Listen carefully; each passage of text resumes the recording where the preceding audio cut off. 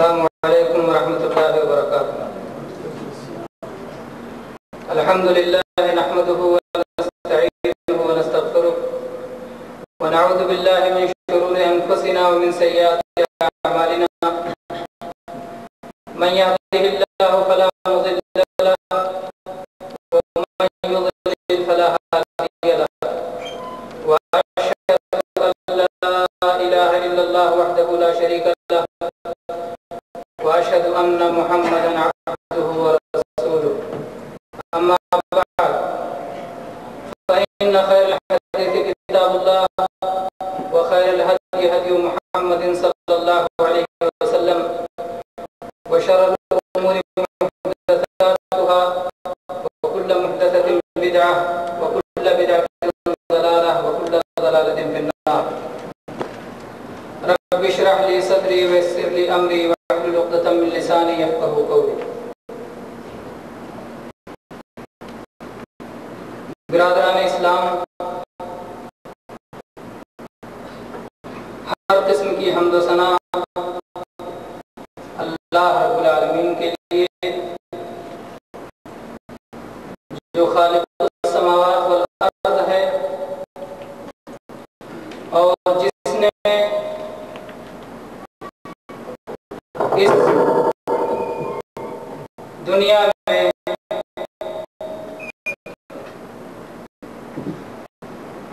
اپنے نبیوں اور رسولوں کو اپنے احکام دے کر مبعوث فرمایا اور ان کی اطاعت اور معصیت کی بنیاد پر انسانیت دو حصے میں بٹ گئی۔ ایک وہ جو اللہ کے ولی اور اللہ کے دوست قرار پائے، اور دوسرے وہ جو شیطان کے ولی اور اللہ کے دشمن قرار پائے۔ اللہ پر حمد و ثنا کے بعد بے شمار صلاۃ و سلام نازل ہو اللہ کے تمام نبیوں اور رسولوں پر، خصوصاً آخری نبی محمد ابن عبداللہ پر صلی اللہ علیہ وسلم۔ موضوع کیا ہے؟ آپ نے برادر محترم شیخ عطاء الرحمن سعیدی حفظہ اللہ کی زبانی سن لیا، یعنی کرامات اولیاء کتاب و سنت کی روشنی میں۔ یہ موضوع کیوں اختیار کیا گیا؟ اس کی اہمیت کے پیش نظر پہلی بات یہ تاکہ یہ بتایا جا سکے کہ کرامات اولیاء کے سلسلے میں ہمیں کیا عقیدہ رکھنا چاہیے۔ کرامات اولیاء برحق ہے، اس کی وضاحت کے لیے اس موضوع کو اختیار کیا گیا ہے۔ دوسری بات یہ کہ کرامات اولیاء کے تعلق سے امت میں جو گمراہیاں اور جو جہالتیں پائی جا رہی ہیں، اس جہالت کا خاتمہ ہو۔ تیسری وجہ یہ کہ ان لوگوں کی تردید کی جائے جو کرامات کے منکر ہیں اور اپنی عقل کو آگے رکھتے ہیں، اپنی عقلیت پسندی کی وجہ سے کرامات کا انکار کرتے ہیں۔ ایسے لوگوں کی تردید کے لیے اس موضوع کے انتخاب کی ضرورت تھی۔ اسی طرح سے اس بات کے بیان کرنے کی بھی ضرورت تھی کہ کرامات اولیاء کے کیا شرائط اور کیا ضوابط ہیں، اس کے کیا اصول ہیں، کس کو کرامت کہا جائے گا اور کون سی چیز کرامت میں داخل نہیں ہوگی، اس کی بھی وضاحت کی ضرورت تھی، کیونکہ بہت سارے لوگ کرامات کے نام پر امت میں بہت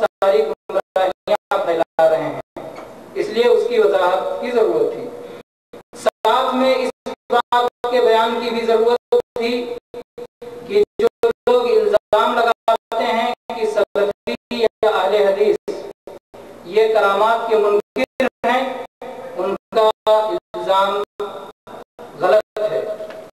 और सही बात यह है कि हम सही करामात और साबित शुदा करामात को बरहक मानते हैं, उसे तस्लीम करते हैं।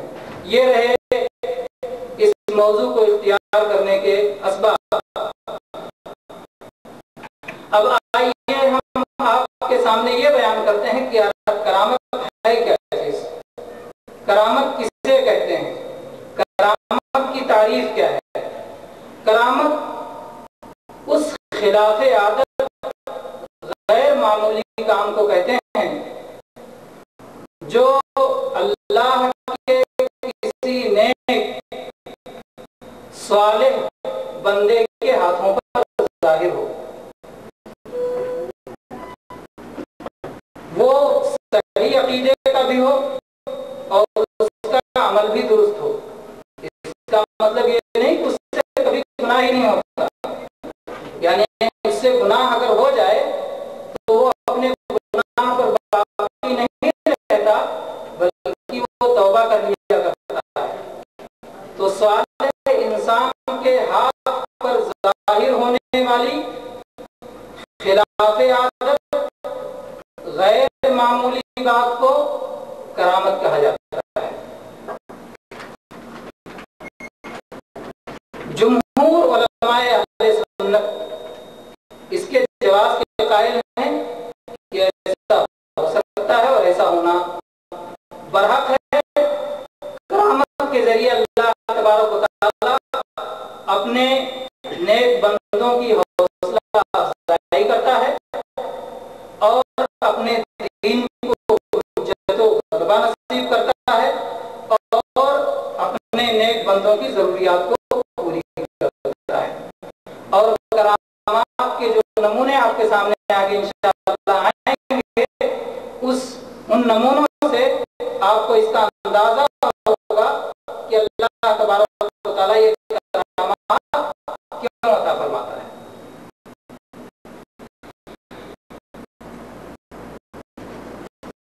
तो ये रही करामत जो औलिया और नेक बंदों के हाथ पे जाहिर होती है। खिलाफे आदत होती है, खर्के आदत भी जिसे कहा जाता है। यही चीज अगर अंबिया के हाथ पे जाहिर हो तो उसे मोजज़ा कहते हैं। जैसे मूसा अलैहिस्सलाम के हाथ में जो लाठी थी, जब मूसा अलैहिस्सलाम से फेंकते थे तो वो सांप बन जाता था। तो लाठी आम हालात में आदत के तौर पर सांप नहीं बनता, लाठी का सांप बन जाना ये खिलाफ आदत चीज है।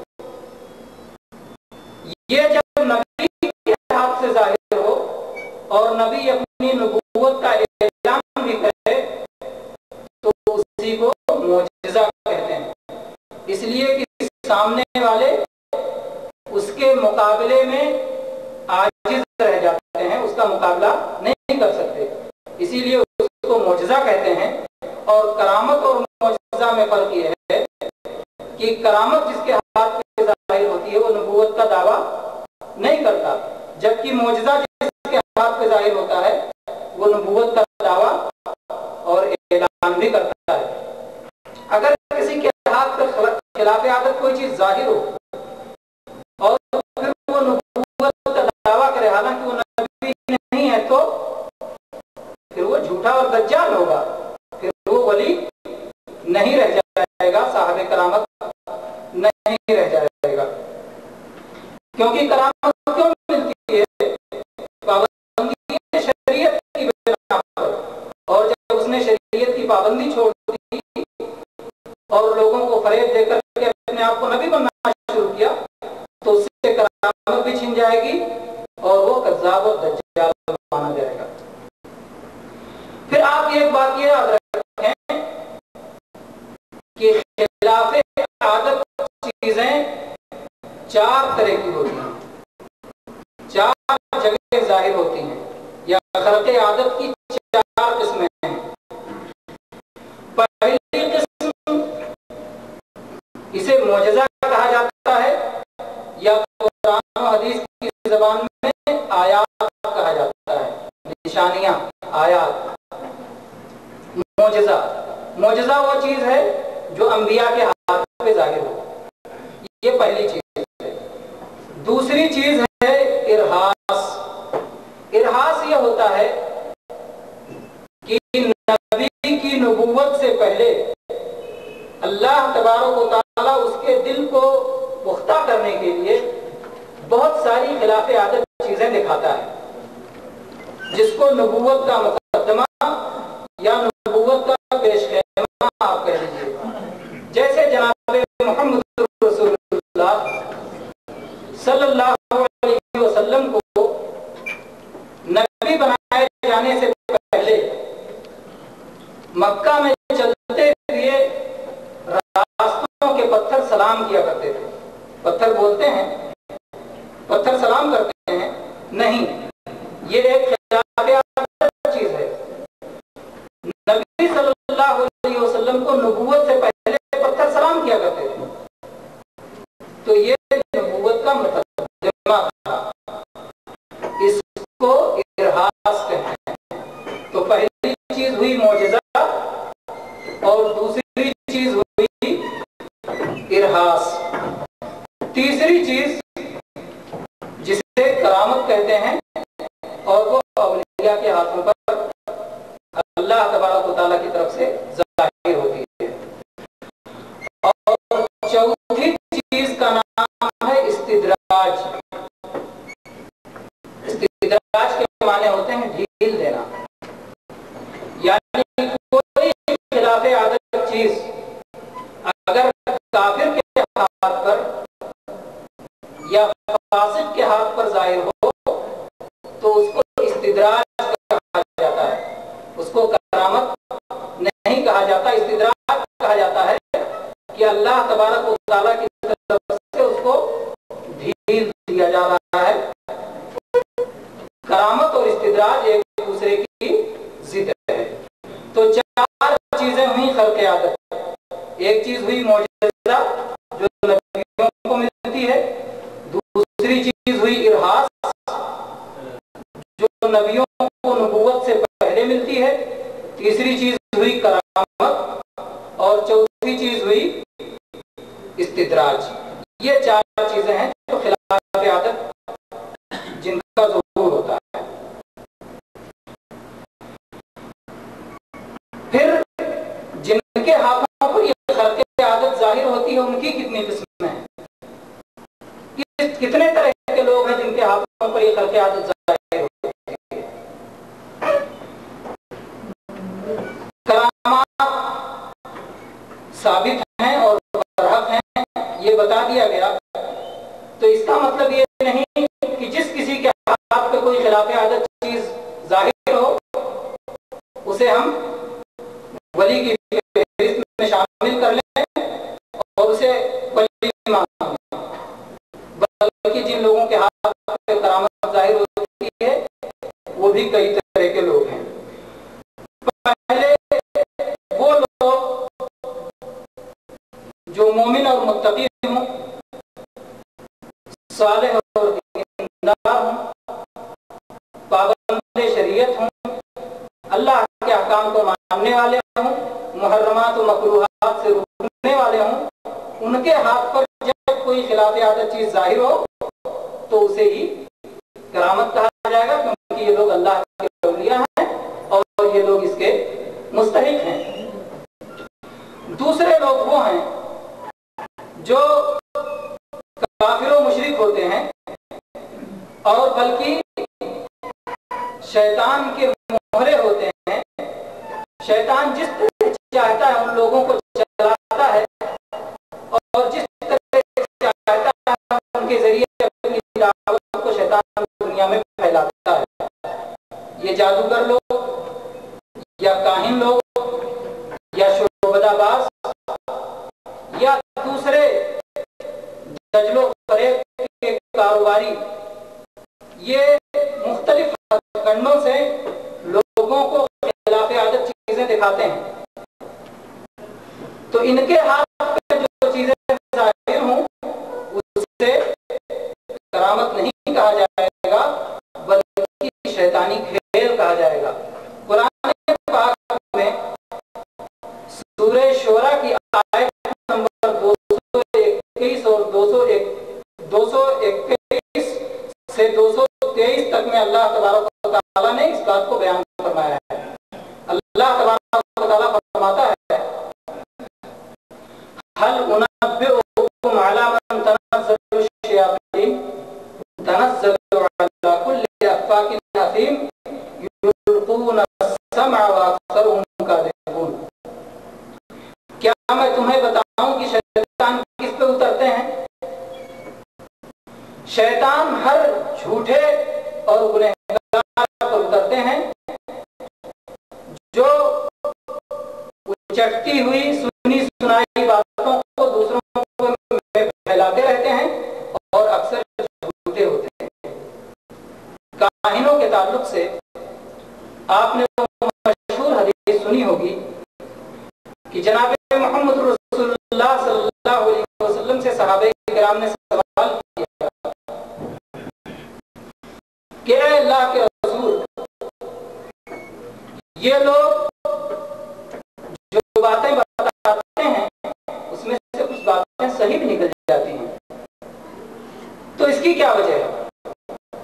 اللہ کے نبی صلی اللہ علیہ وسلم نے فرمایا کہ شیطان ایک دوسرے کے اوپر جیسے انگلی کے اوپر ایک اس طرح سے ایک دوسرے کے اوپر چڑھ جاتے ہیں، یہاں تک کہ آسمان تک یہ پہنچ جاتے ہیں اور وہاں سے باتوں کو چرانے کی کوشش کرتے ہیں، اور اس کے بعد جب انہیں کوئی بات مل جاتی ہے تو لے کے بھاگتے ہیں اور بکھر جاتے ہیں، اور پھر ٹوٹنے والا تارا ان کا پیچھا کرتا ہے، کبھی اس شخص کو مار دیتا ہے جس کو خبر ملی تھی، اور کبھی وہ بچ جاتا ہے ادھر بھاگنے کی وجہ سے، اور ایک دوسرے کو فوراً بتا دیا کرتے ہیں، اور وہی بات لا کر کے کاہنوں کے کان میں ڈال دیتے ہیں، پھر کاہن اس میں اپنی طرف سے سب جھوٹ ملاتا ہے، اور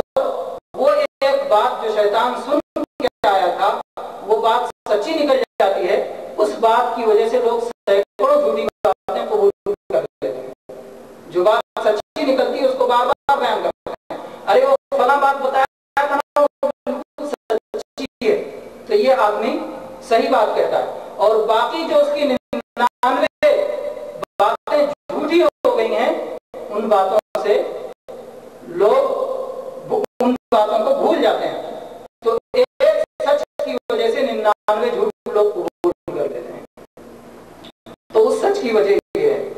دو قسم ہو گئی، پہلی قسم مومن اور متقی لوگ، یہی اولیاء ہیں اور انہیں پر خلق عادت آتی ہے، اور دوسرے جادوگر کاہن کافر و فاسق لوگ، ان پہ شیطان آتا ہے، اور تیسری قسم ان سادہ لوگ جاہل عبادت گزاروں کی ہے جو کہ شیطان کے فریب کو کرامت سمجھ لیتے ہیں، شیطان کے فریب کو کرامت سمجھ لیتے ہیں۔ اس کی مثالیں آگے انشاءاللہ آئیں گی، شعوری طور پر غیر شعوری طور پر جو ہے وہ گمراہی کا شکار ہو جاتے ہیں، جیسے مثال کے طور پر کسی جاہل عبادت گزار کو حج کے دن عرفہ کی 9 تاریخ کو کافر جن اٹھاتا ہے اپنے کندھے پر لے جا کے عرفات کے میدان میں چھوڑ دیتا ہے، اور اس کے بعد میں شام ہونے سے پہلے اٹھا کے لاکے اس کے گھر واپس پہنچا دیتا ہے، تو یہ کیا سمجھتا ہے کہ یہ کرامت ہے، لیکن یہ کرامت نہیں ہے۔ کیوں نہیں کرامت ہے؟ کیونکہ اس میں اللہ کے دین کی مخالفت ہے۔ اللہ تعالیٰ نے حج کرنے کا کیا طریقہ بتایا ہے کہ میقات سے گزرو، میقات پہ احرام باندھو، اس کے بعد تلبیہ پکارو، بعد जाके जो है बैतुल्लाह पहुंचो, वहां तवाफ करो, फिर मिना में ठहरो, फिर ये सारी चीजें, तो ये सारी चीजें उसे छोड़वा देता है और ले जाकर अरफात में पहुंचा देता है और अरफात से वापस ले आता है। तो ये आदमी समझता है कि ये मेरी करामत है, हालांकि ये शैतान का फरेब है, क्योंकि अल्लाह के बताए हुए दीन पर, अल्लाह के बताने के मुताबिक, रसूलुल्लाह सल्लल्लाहु अलैहि वसल्लम के बताने के मुताबिक उसको अमल से उसने रोक दिया।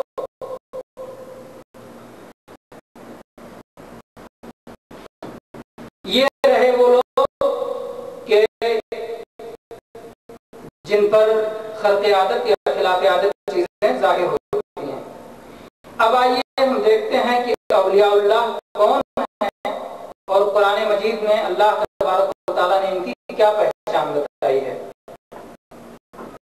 अल्लाह तबारक व तआला ने सूरह यूनुस की आयत नंबर 62 और 63 में इरशाद फरमाया, अल्ला इन्ना औलिया अल्लाह ला खौफुन अलैहिम वला हुम यहज़नून अल्लज़ीना आमनू व कानू यत्तक़ून। खबरदार, अल्लाह के वलियों पर ना ही कोई खौफ है और ना ही गम है। ये वो लोग हैं जो ईमान वाले हैं और तक़वा वाले हैं। तो अल्लाह तबारक व तआला ने इनकी दो यानी जो अल्लाह की नवाज़िश है वो बयान किया और दो उनकी सिफत बयान कहा, इनको ना खौफ होगा आगे का, ना कोई अंदेशा होगा, ना पिछली बात का कोई गम होगा, और इनके अंदर खूबी ये पाई जाती है कि अल्लाह पर ईमान रखते हैं और अल्लाह का तक़वा इनके यहाँ होता है। तो ये अल्लाह के वली की दो सिफत हुई, एक तो ईमान और दूसरे तक़वा। लेकिन सारे औलिया एक दर्जे पे नहीं होते, जिस तरह के सारे लोगों का ईमान एक तरह का नहीं होता। ईमान घटता और बढ़ता है, ईमान ज्यादा होता है और कम होता है। ईमान की मिसाल एक पेड़ की मिसाल है, जिस तरह पेड़ में जड़ होता है, तना होता है, शाखें होती हैं, फल और फूल होता है, पत्ते होते हैं, उसी तरह से ईमान के भी ईमान की शाखें हैं। आप जानते हैं कि अल्लाह के नबी सल्लल्लाहु अलैहि वसल्लम फरमाया कि ईमान की 70 से ज्यादा शाखें हैं। तो इसी तरह से ईमान की जितनी शाखों पर आदमी अमल करता है, उसी लिहाज से उसका ईमान बढ़ता चला जाता है। और जिस तरह से अमल में कोताही होती है, मासियत होती है, नाफरमानी होती है, उसी लिहाज से उसका ईमान कम हो जाता है। तो इसी तरह से औलिया के दर्जात और मरातिब हैं। बाज़ औलिया आला दर्जे पर हैं, बाज़ दरमियानी दर्जे पे हैं और बाज़ जालिम हैं। इसकी दलील सूरह फातिर की आयत नंबर 32 में अल्लाह तबारक व तआला के इरशाद है। अल्लाह तआला ने फरमाया, सुम्मा औरथनल किताब अल्लज़ीना इस्तफ़ैना मिन इबादिना फमिनहुम ज़ालिमुन लिनफ्सिही व मिनहुम मुक़्तसिद व मिनहुम साबिक़ुन बिल खैरात बिइज़्निल्लाह ज़ालिका हुवल फ़ज़्लुल कबीर। अल्लाह ताला ने कहा कि फिर मैंने किताब अता फरमाई उन लोगों को जिनको अपने बंदों में से मैंने मुंतखब कर लिया था, चुन लिया था। तो ये मुंतखब और चुने हुए लोग कौन हैं? ये अल्लाह के औलिया हैं। फिर अल्लाह ताला ने उनकी 3 किस्म बताई। कहा मिनहुम ज़ालिमुन लिनफ्सिही, कुछ लोग हैं जो अपने ऊपर जुल्म करने वाले, व मिनहुम मुक़्तसिद, और कुछ लोग हैं मुतवस्सित दर्जे के हैं, व मिनहुम साबिक़ुन बिल खैरात बिइज़्निल्लाह, और कुछ लोग हैं जो खैर और नेकी के काम में बढ़ चढ़ कर हिस्सा लेने वाले हैं अल्लाह की तौफीक से। तो 3 ये दर्जे हुए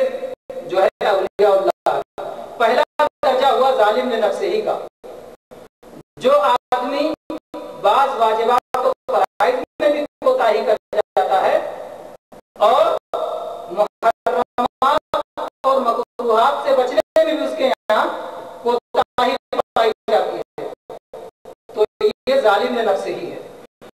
اور دوسرا شخص درمیانی ہے کہ جو محرمات اور مکروہات سے بھی بچتا ہے اور فرائض اور واجبات کو کرتا ہے، لیکن مستحبات پر عمل کرنے میں کوتاہ ہے، تو یہ شخص درمیانی ہے۔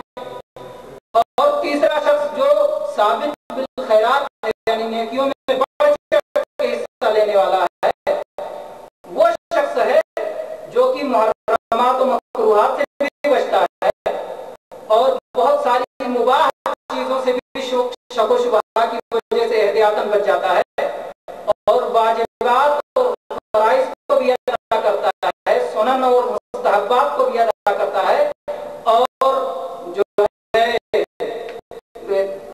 نوافل بھی زیادہ سے زیادہ ادا کرتا ہے، تو یہ ثابت بالخیرات ہے، یہ سب سے اعلیٰ درجہ ہے، یہ اللہ کے قریبی لوگ ہیں، یہ سب سے اعلیٰ قسم کے لوگ ہیں۔ عبداللہ ابن عباس رضی اللہ عنہ سے ایک روایت ہے، وہ فرماتے ہیں کہ جو لوگ ثابت بالخیرات ہوں گے یہ تو بلا حساب و کتاب کے جنت میں جائیں گے، اور جو لوگ درمیانی ہیں، مقتصدین ہیں، وہ اللہ کی رحمت سے جنت میں جائیں گے، اور جو لوگ ظالم نفس سے ہی ہیں وہ رسول اللہ صلی اللہ علیہ وسلم کی شفاعت سے جنت میں جائیں گے۔ تو یہ رہی اس بات کی وضاحت کہ اولیاء کون ہیں اور ان کے کتنے مراتب ہیں۔ اولیاء پر اللہ تعالیٰ کی بہت ساری نوازشات ہوتی ہیں۔ جب ایک آدمی عمل اور علم کے اعتبار سے اپنے دین کو درست کر لیتا ہے تو جب بھی اسے ضرورت پڑتی ہے اللہ تعالیٰ اسے نوازتا ہے۔ چنانچہ سورہ طلاق کی آیت نمبر 2 اور 3 آپ دیکھیں، اللہ تبارک و تعالیٰ نے ارشاد فرمایا ہے وَمَن يَتَّقِ اللَّهَ يَجْعَل لَّهُ مَخْرَجًا وَيَرْزُقْهُ مِنْ حَيْثُ لَا يَحْتَسِبُ۔ اللہ تعالیٰ نے ولیوں کی صفت کیا بتائی تھی آپ لوگوں کو یاد ہے؟ ایمان اور تقویٰ، اور یہاں اللہ نے کیا فرمایا وَمَن يَتَّقِ اللَّهَ يَجْعَل لَّهُ مَخْرَجًا، جو اللہ تبارک و تعالیٰ سے ڈرتا ہے، اللہ کا تقویٰ اختیار کرتا ہے، اللہ اس کے لیے گنجائش نکال دیتا ہے اور اس کو ایسی جگہ سے روزی عطا فرماتا ہے جہاں سے اس کو اندازہ بھی نہیں۔ تو یہی تو کرامت ہے کہ جب روزی کے راستے بند ہو جائیں تو بلا اندازے اللہ عطا فرمائے، اور جب سارے راستے مسدود ہو جائیں، گنجائش ختم ہو جائے تو اللہ گنجائش پیدا کر دے، یہی کرامت ہے۔ تو اللہ تبارک و تعالیٰ اپنے متقی بندوں پر اس طرح ان کی ضرورت کے وقت کرامت ان پر ظاہر کرتا ہے۔ اسی طرح سے سورہ انفال کی آیت نمبر 29 میں اللہ تبارک و تعالیٰ نے ارشاد فرمایا ان تتقوا اللہ یجعل لکم فرقانا، کہ اگر تم اللہ کا تقوی اختیار کرو گے تو اللہ تعالیٰ تمہیں فرقان عطا فرما دے گا۔ فرقان کیا ہے؟ فرقان یعنی حق اور باطل کی تمیز تمہیں دے دے گا، اور یہ بہت بڑی نعمت ہے کہ آدمی کو حق اور باطل کی تمیز مل جائے۔ بہت سارے معاملات زندگی کے سامنے آتے ہیں اور آدمی کو پتہ نہیں چلتا کہ یہ معاملہ برحق ہے یا معاملہ باطل کا ہے، یہ معاملہ غلط ہے یا صحیح ہے، اور اللہ تبارک و تعالیٰ جب اسے روشنی عطا فرما دیتا ہے تو وہ فیصلہ کر لیتا ہے کہ یہ معاملہ برحق ہے اور یہ معاملہ غلط ہے۔ تو اللہ کا تقویٰ اگر ہو تو اللہ تعالیٰ اس سے بھی اپنے اولیاء کو نوازتا ہے۔ سورہ نساء کی آیت نمبر 66 نے ارشاد فرمایا ہے وَلَوْ أَنَّهُمْ فَعَلُوا مَا يُوعَظُونَ بِهِ لَكَانَ خَيْرًا لَهُمْ وَأَشَدَّ تَثْبِيتًا وَإِذًا لَآتَيْنَاهُم مِّن لَّدُنَّا أَجْرًا عَظِيمًا وَلَهَدَيْنَاهُمْ صِرَاطًا مُّسْتَقِيمًا، کہ اگر لوگ وہ کام کریں جس کی انہیں واعظ اور نصیحت کی جاتی ہے تو یہ ان کے لیے بہتر ہوتا، اور اللہ تبارک و تعالیٰ اس طرح سے انہیں ثابت قدم کر دیتا، ان کے پاؤں جما دیتا، اور ہم ان کو اپنی طرف سے بہت بڑا اجر عطا فرماتے اور انہیں صراط مستقیم کی رہنمائی فرماتے۔ تو یہاں اللہ تبارک و تعالیٰ نے نصیحت کے مطابق عمل کرنے پر کن کن نوازشات کا ذکر کیا، کہا کہ یہ ان کے حق میں بہتر ہے، دوسری بات کہا کہ اس سے ثابت قدمی نصیب ہوگی، تیسری بات کہا اللہ تبارک و تعالیٰ اپنی طرف سے اسے اجر عظیم عطا فرمائیں گے، اور چوتھی بات کہا کہ ایسے آدمی کو صراط مستقیم کی ہدایت ملے گی۔ تو اس طرح سے اللہ کے حکموں پر چلنے پر یہ کرامتیں ملتی ہیں، اور یہ آیت آپ پہلے ہی سن چکے ہیں سورہ یونس کی 62 اور 63 نمبر کی، الا ان اولیاء اللہ لا خوف علیہم ولا هم يحزنون الذين آمنوا وكانوا يتقون لهم البشرى في الحیات الدنیا وفی الآخرہ۔ ایک تو کہا کہ جو ہے نہ انہیں غم ہوگا نہ خوف ہوگا، اور یہ بھی کہا کہ ان کے لیے دنیا اور آخرت دونوں جگہ خوشخبری ہے۔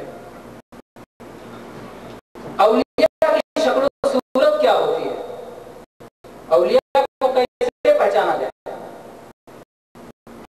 تو اس سلسلے میں آپ جان لیجئے کہ اولیاء کے مراتب آپ کو بیان کیے گئے، یعنی اولیاء اللہ کے دین پر عمل کرنے والے اور شریعت کی پابندی کرنے والے لوگ ہوتے ہیں، وہی شکل و صورت ان کی ہوتی ہے جو ایک مومن اور مسلمان کی شکل و صورت ہوتی ہے، وہ بقیہ لوگوں سے کسی طرح ممتاز نہیں ہوتے، ان کی کوئی حیات یا ان کا کوئی لباس الگ الگ نہیں ہوتا کہ دیکھ کر کے ان کو پہچان ہو، وہ چتھڑے نہیں پہنتے ہیں، یا وہ اون نہیں پہن کے گھومتے ہیں، یا اس طرح سے وہ اپنے بالوں کو نہیں مڑا کے رکھتے ہیں، یا اس طرح سے وہ اپنے گیسو دراز نہیں رکھتے ہیں کہ اپنے بالوں کو بڑا بڑا کر کے رکھتے ہیں، یا مختصر کر کے رکھتے ہیں، یا درمیانہ کر کے رکھتے ہیں، یعنی کوئی ایسی ان کی متعین حیات اور شکل و صورت نہیں ہے کہ جس سے کہا جائے انگلیوں سے اشارہ کر کے کہ اللہ کا ولی ہے، بلکہ وہ امت محمدیہ کی تمام صنفوں میں پائے جاتے ہیں، وہ علماء میں بھی پائے جاتے ہیں، عبادت گزاروں میں بھی پائے جاتے ہیں، تاجروں میں بھی پائے جاتے ہیں، کسانوں میں بھی پائے جاتے ہیں، مزدوروں میں بھی پائے جاتے ہیں، صنعت کاروں میں پائے جاتے ہیں، جو لوگ بھی اللہ کے دین پر اخلاص کے ساتھ عمل کرتے ہیں وہ اللہ کے ولی ہیں، اور وہ امت محمدیہ کے کسی بھی جو ہے صنف میں پائے جاتے ہیں، شرط یہ ہے کہ وہ لوگ ظاہری بدعت اور اس کو فجور کے مرتکب نہ ہوں۔ کیا اولیاء کے کچھ خاص نام ہیں، کچھ القاب ہیں کہ ان کو اس لقب سے پکارا جائے؟ اس سلسلے میں آپ لوگوں نے کچھ نام سنے ہوں گے، جیسے غوث، اوتاب، افتاب، ابدال، نجبہ، غوث الاغواث، قطب الاقطاب، قطب الارشاد، قطب العالم، اس طرح کے جو سارے نام ہیں، یہ سارے نام نہ ہی اللہ کی کتاب قرآن مجید میں موجود ہیں اور نہ ہی جناب محمد رسول اللہ صلی اللہ علیہ وسلم سے کسی صحیح حدیث میں منقول ہے، بلکہ کسی ضعیف حدیث میں بھی یہ نام نہیں ضعیف حدیث میں، اور چنانچہ شیخ الاسلام ابن تیمیہ رحمہ اللہ نے اس بات کی خوب کی ہے اور عقلی اور نقلی دلائل سے ان کی بھرپور تردید کی ہے. جو لوگ عربی سمجھ سکتے ہیں وہ فتاوی ابن تیمیہ کی 11ویں جلد دیکھ کر کے خود اس سے فائدہ اٹھا سکتے ہیں. اس میں کس طرح سے شیخ الاسلام نے اس کی تردید کی ہے اور انہوں نے بعض ناموں کے بارے میں الگ سے تفصیل کی ہے. جیسے مثال کے طور پر غوث کا نام ہے. غوث تو ایسا نام ہے جس کا اللہ کے سوا کوئی مستحق ہی نہیں ہے. اللہ کے سوا استغاثہ کسی سے جائز نہیں ہے. لا یستغاث الا باللہ، فریاد صرف اللہ سے کی جائے گی. تو غوث کا نام اللہ کے سوا کسی کے لیے درست ہی نہیں ہے. جو لوگ اللہ کے سوا دوسروں کو غوث مانتے ہیں اور ان کو نعمتیں عطا کرنے والا اور بلائیں ٹالنے والا جانتے ہیں تو وہ لوگ شرک کا ارتکاب کرتے ہیں، کیونکہ وہ نام جو اللہ کا ہونا چاہیے غیر اللہ کو دے دیتے ہیں، جبکہ اللہ کے نام صرف اللہ کو دینا چاہیے. اور اولیاء کے سلسلے میں غلو نہیں ہونا چاہیے. غلو ہی نے اس سے پہلے کی امتوں کو برباد کر دیا ہے، اور اسی لیے اللہ تعالیٰ نے ان کو خطاب کر کے کہا یا اہل الکتاب لا تغلو فی دینکم، اے اہل کتاب تم اپنے دین میں غلو نہ کرو. اولیاء یہ اہل ایمان اور اہل تقوی ہوتے ہیں، یہ معصوم نہیں ہوتے. اولیاء غیب نہیں جانتے. اولیاء کائنات میں تصرف کا اختیار نہیں رکھتے. اولیاء لوگوں کی عبادت اور تعظیم کے مستحق نہیں ہوتے کہ لوگ ان کی تعظیمی عبادت کریں. اسی طرح سے اولیاء لوگوں کا مال ناحق نہیں کھاتے کہ ناحق طور پر ان سے نذرانے وصول کرتے کریں اور ان سے تحفے تحائف وصول کرتے کریں ناحق طور پر. تو انبیاء لوگوں کا ناحق مال نہیں کھاتے. جو لوگ اس طرح کی ناجائز چیزوں کے مرتکب ہوں گے وہ اللہ کے ولی نہیں ہوں گے، بلکہ وہ لوگ دجال ہوں گے. ولایت کا معیار کیا ہے؟ یہ بات پہلے کے بیان میں آ چکی ہے، لیکن نئے انداز سے اس کو آپ سمجھیے کہ ولایت کا معیار اتباع کتاب و سنت ہے، خرق عادت نہیں ہے. جب تک کسی کے ہاتھ میں معجزہ نہ ظاہر ہو، خرق عادت نہ ظاہر ہو، تب تک اسے ولی نہیں مانا جائے گا. ایسی بات نہیں ہے، بلکہ جب کتاب و سنت کا کوئی متبع ہو تو اسی کو ولی مانا جائے گا. جیسے کہ اس سلسلے میں بہت سارے اہل علم نے اپنی باتیں ارشاد فرمائی ہیں. ابو یزید بستامی کہتے ہیں لو نظرتم الى الرجل وقد اعطي من الكرامات حتى يتتبع في الهوى فلا تبتغوا به حتى تنظروا كيف تجدونه عند الامر والنهي وحفظ الحدود ومعرفة الشريعة.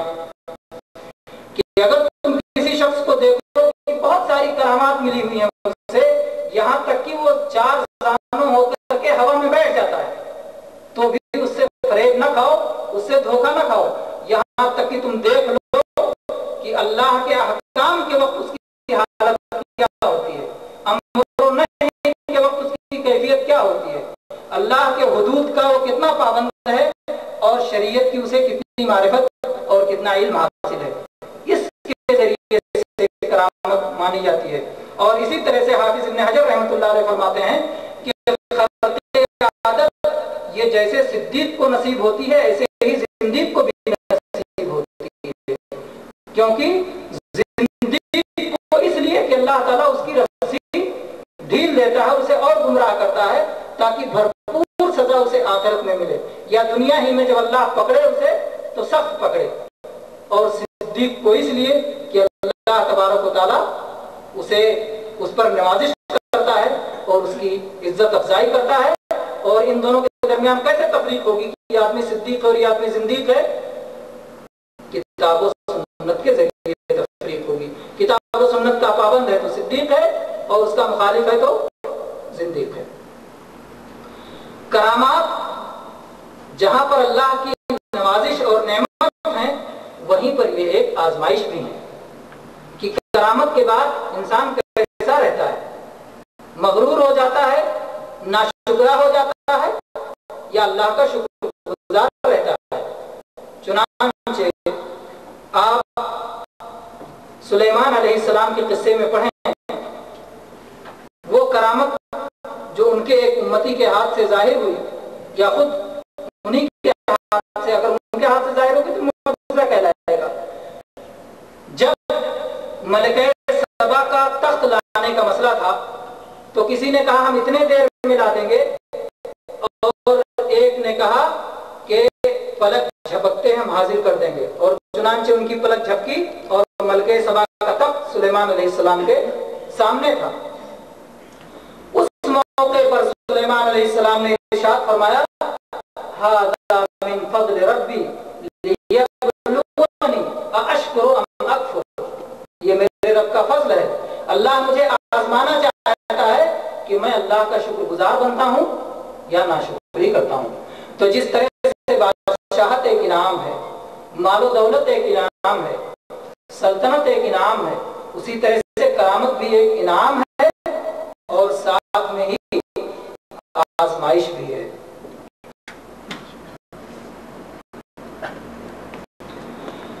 हर इनाम करामत नहीं और हर आजमाइश सजा नहीं। बंदा अगर किसी मुसीबत में गिरफ्तार हो जाए तो इसका यह मतलब नहीं होता कि वो उसे सजा मिल रही है। कभी कभी ऐसा होता है कि कुफ्फार को भी रिज़्क़ वाफिर और फतह गलबा नसीब होता है, खूब बारिश होती है, माल और औलाद की खूब फरावानी होती है, अल्लाह की तरफ से उनकी रस्सी ढील होती है ताकि अल्लाह ताला अगर पकड़े इसी दुनिया में तो सब तरह से पकड़े, और या तो आखिरत में उन्हें कई गुना बढ़ा करके उन्हें सजा दे।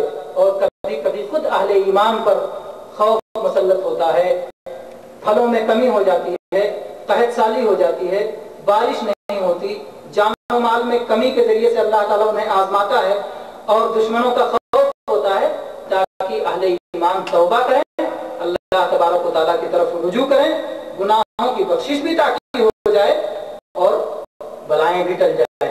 इसलिए नहीं कि आजमाइश हमेशा अल्लाह ताला की तरफ से इम्तिहान है, बल्कि अल्लाह तबारक व तआला की वो भी एक तरह की नेमत होती है। चुनांचे आप सूरह फज्र की इन आयात को पढ़ें जिसमें अल्लाह ताला ने फरमाया, फअम्मल इंसानु इज़ा मब्तलाहु रब्बुहु फअकरमहु व नअमहु फयक़ूलु रब्बी अकरमन व अम्मा इज़ा मब्तलाहु फक़दरा अलैहि रिज़्क़हु फयक़ूलु रब्बी अहानन। कल्ला, अल्लाह ताला कहता है कि इंसान को जब उसका रब आजमाता है और उस पर खूब नवाजिश करता है, खूब नेमतें देता है, तो कहता है मेरे रब ने मुझे खूब इज्जत अता फरमाई है। और जब अल्लाह तबारक व तआला उसे आजमाता है और उस पर उसकी रोजी को तंग कर देता है तो कहता है अल्लाह ने मुझे जलील कर दिया है। कल्ला, बात ऐसी हरगिज़ नहीं है। यानी अगर माल और दौलत नसीब हो जाए तो ये बहुत बड़ी नेमत है, और अगर रोजी तंग हो जाए तो बहुत बड़ी मुसीबत है। ऐसी बात नहीं है। हर इनाम करामत नहीं और हर आजमाइश सजा नहीं।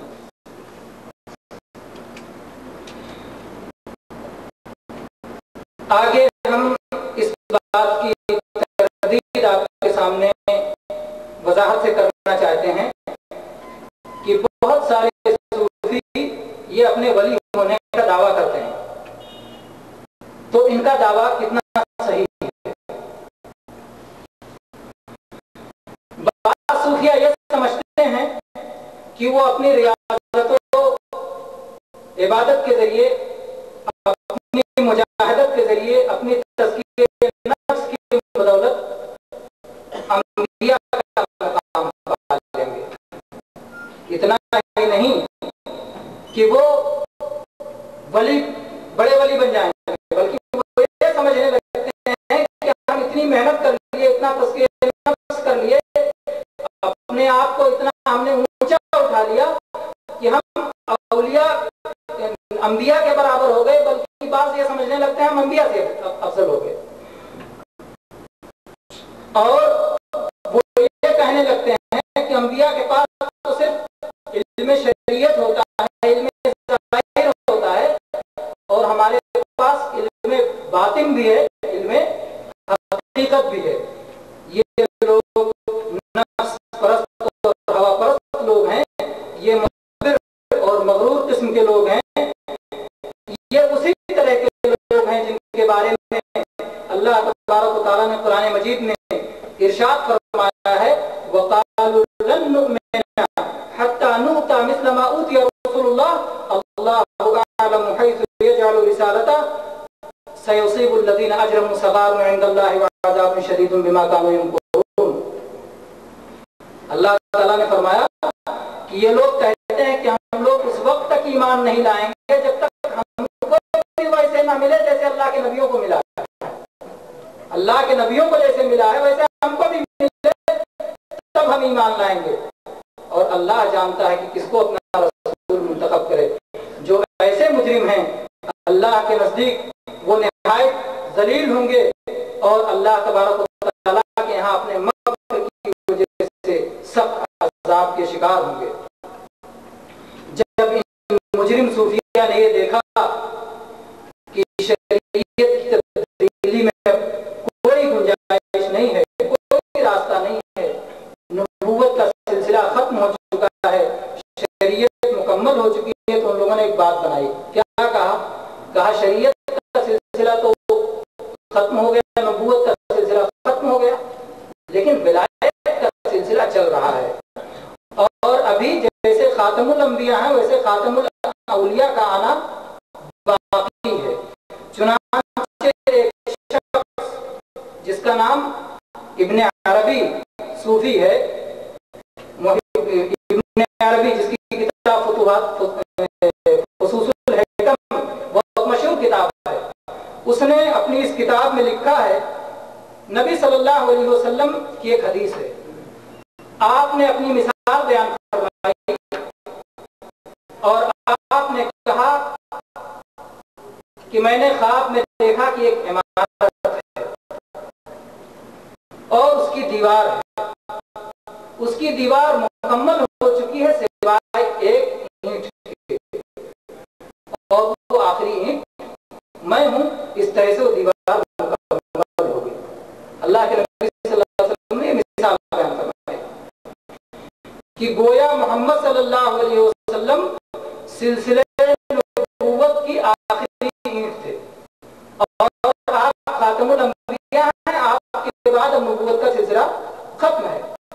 इस सूफी ने इस हदीस को लिया और कहा कि ये ख्वाब खातमुल औलिया के लिए देखना जरूरी है, अलबत्ता उसके ख्वाब में और नबी सल्लल्लाहु अलैहि वसल्लम के ख्वाब में फर्क ये होगा कि खातमुल औलिया देखेगा कि दो ईंट खाली है, नबी सल्लल्लाहु अलैहि वसल्लम ने देखा कि एक ईंट खाली है, खातमुल औलिया देखेगा तो दो ईंट खाली है, क्योंकि पूरी दीवार एक सोने की ईंट से बनी हुई है और एक चांदी की ईंट से बनी हुई है।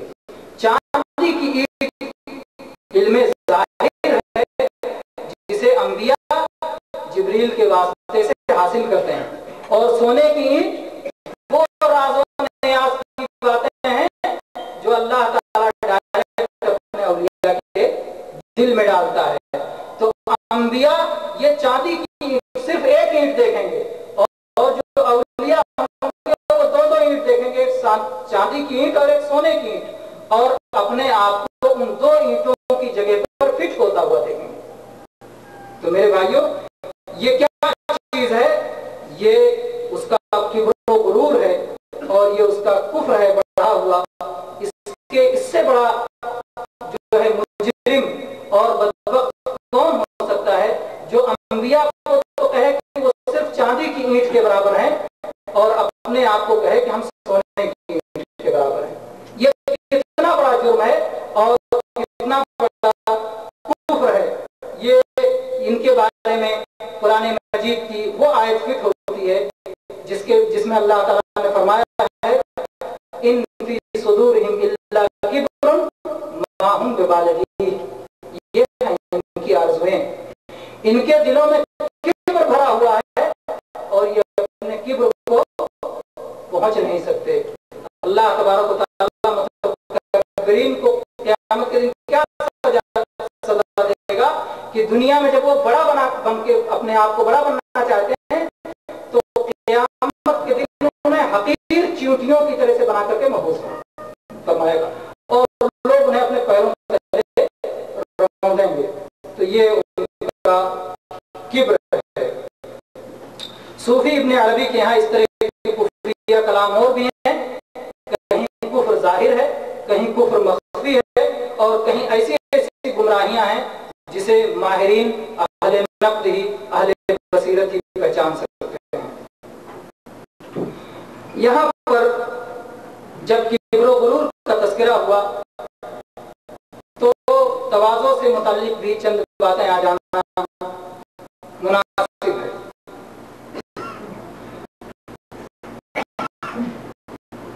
इमाम इब्न क़य्यिम रहमहुल्लाह ने जलाउल अफ़हाम में आयशा रज़ियल्लाहु अन्हा के तज़किरे में उनकी बहुत सारी खुसूसियात का बयान किया है। उसमें से एक खुसूसियत ये बयान की है कि आयशा रज़ियल्लाहु अन्हा के यहाँ इंतहाई तवाज़ो थी और अपने आप को अपने नफ्स को निहायत मामूली और हकीर समझती थी। उसकी दलील ये है कि जब असहाबे इफ्क ने उन पर तहमत लगाई तो अल्लाह ताला ने उनकी बेगुनाही और बरात का ऐलान 7 आसमानों के ऊपर से किया। इस ताल्लुक से कुरान पाक में वही नाज़िल फरमा दी जो वही मस्जिदों से बाहर कुरान की तिलावत करते हुए और सलातों से बाहर हर जगह पढ़ी जाती है और तिलावत की जाती है। अल्लाह ताला ने उनकी तहारत और पाकीज़गी का ऐसा चर्चा किया जो आसमान और ज़मीन के बीच में वो चर्चा जारी और सारी है और वहाँ पर अल्लाह ने उनसे मग़फ़िरत का भी वादा किया, रिज़्क़ करीम का भी वादा किया और ये भी बताया कि ये जो तहमत तराशी उन लोगों ने की है ये तहमत तराशी उनके लिए बाइसे शर्र नहीं है बल्कि इसमें उनके लिए खैर है और इससे उनकी शान में कोई कमी नहीं आई बल्कि इससे उनकी कदर व मंजिलत बढ़ी और ये सब नतीजा था उनके तवाज़ो का, क्योंकि उन्होंने उस हदीस में क्या फरमाया है। हज़रत आयशा रज़ियल्लाहु अन्हा कहती हैं वला शअनी फी नफ्सी काना अहक़र मिन अन यतकल्लम अल्लाहु फ़िय्या बिवहयिन युतला वलाकिन कुन्तु अर्जू अन यरा रसूलुल्लाह सल्लल्लाहु अलैहि वसल्लम रुयन युबर्रिउनि अल्लाहु फ़ीहा। वो कहती हैं कि मेरे दिल में मेरी हैसियत इससे भी कहीं मामूली थी कि अल्लाह तबारक व तआला मेरे सिलसिले में अपने कलाम में वही नाज़िल फरमाएगा। मैं तो ये समझती थी, मुझे उम्मीद थी कि अल्लाह के रसूल सल्लल्लाहु अलैहि वसल्लम को बात देखेंगे और उसमें मेरी बरात और बेगुनाही का ऐलान होगा। अपने आप को जब उन्होंने कमतर समझा जबकि वो सिद्दीक़े उम्मत हैं, वो उम्महातुल मोमिनीन में से वो तमाम मोमिनों की माँ है, इसी तरह से रसूलुल्लाह सल्लल्लाहु अलैहि वसल्लम की निहायत चहेती और महबूब ज़ौजे मुतहरा हैं और उन्हें अपनी मज़लूमियत और बेगुनाही का इल्म है और इसी तरह से ये जानती हैं कि जिन लोगों ने उन पर तहमत लगाई है वो लोग जालिम और मुफ्तरी हैं। उसके बावजूद वो अपने आप को कहती हैं कि मैं समझती थी कि अल्लाह के नबी सल्लल्लाहु अलैहि वसल्लम को अल्लाह ताला सिर्फ कोई ख्वाब दिखा देगा, इस सिलसिले में अल्लाह अपना कलाम नाजिल नहीं फरमाएगा। आज इसके मुकाबले में आप देखें तो कुछ लोग 2 महीना या 2 दिन या 4 महीना या 4 दिन उन्हें सौम रखने की या सलातुल लैल पढ़ने की या तहज्जुद की तौफीक मिल जाती है तो अपने आप को इस नजर से देखने लगते हैं कि वो लोग करामात व मुकाशफात के मुखातबात व मुनाज़रात के मुस्तहिक़ हो गए हैं और इसी तरह से वो इसका हक़दार समझने लगते हैं अपने आप को कि मेरी दुआ जरूर ही कबूल होना चाहिए और लोगों को मुझसे حاصل کرنا چاہیے. لوگوں پر لازم ہے کہ ان کی تعظیم و تقریم کریں, اکرام و احترام کریں. یہ ساری باتیں امام ابن قیم نے لکھی ہیں اپنے زمانے میں. سوچئے آج لوگ کتنے بگڑ جائیں گے. امام ابن قیم کے زمانے میں حالت تھی کہ کچھ لوگ چند دن کی عبادت کر کے ایسا سمجھنے لگتے تھے. تو آج ہم لوگوں کی حالت ہوگی. آگے فرماتے ہیں کہ وہ سمجھنے لگتے ہیں وہ لوگ کہ لوگوں پر لازم ہے کہ ان کی تعظیم و توقیر اور اکرام و احترام کریں, ان کے مقدس دامن سے وابستہ ہوں, ان کی چوکھٹ کی مٹی کو بوسہ دیں. اور وہ یہ سمجھنے لگتے ہیں کہ اللہ کے نزدیک ان کا یہ مقام بن گیا ہے کہ اگر کوئی ان کی عیب گیری کرے تو اس سے انتقام لینا چاہیے. اگر کوئی ان کی بے ادبی اور گستاخی کرے تو مہلت کے بغیر اس کی پکڑ اور اس کی گرفت ہونی چاہیے. ان کی گستاخی ایسا گناہ ہے جس کی کوئی سزا اور جس کا کوئی کفارہ نہیں ہے. اگر یہ خیالات واقعی کسی لائق شخص کے ہوتے تو کہا جاتا کہ ہاں بھائی چلو کسی قدر چلنے کے لائق. لیکن ایسے لوگ جن کے یہاں کوئی علم نہ ہے نہ عمل ہے, اس طرح کے خیالات رکھتے ہیں کہ اگر تھوڑا سا عمل کر لیا تو اپنے آپ کو بہت بڑا اللہ تعالیٰ سمجھ لیا اور اپنے آپ کے پیر ان کے پیر زمین پر نہیں ٹکتے. یہ اتنے بڑے بڑے خواب دیکھتے ہیں, دراصل یہ حماقتیں اور یہ رعونتیں اور یہ کبر و غرور ان کی جہالت کا اور ان کی بے عقلی کا نتیجہ ہے. ایسی سوچ وہی جاہل رکھ سکتا ہے جو خود پسندی کا شکار ہو اور جسے اپنے جرائم کا اور اپنے گناہوں کا کوئی پتہ نہ ہو. ان سب سے غافل ہو کر کے اللہ کی جانب سے اسے جو مہلت ملی ہے اس مہلت کی وجہ سے وہ فریب میں پڑا ہوا ہو. اللہ تبارک و تعالی ہم سب کو دنیا اور آخرت میں عافیت نصیب کرے.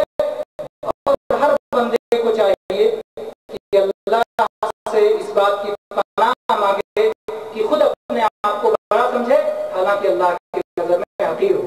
اللہ اس سب سے ہم کو بچائے. اولیاء کے بارے میں دو لفظوں میں ہمارا عقیدہ کیا ہونا چاہیے مختصراً. امام طحاوی حنفی رحمۃ اللہ علیہ بہت مشہور عالم ہیں اور ان کی کتاب ہے عقیدے کے تعلق سے العقیدۃ الطحاویہ, بہت بہترین کتاب ہے.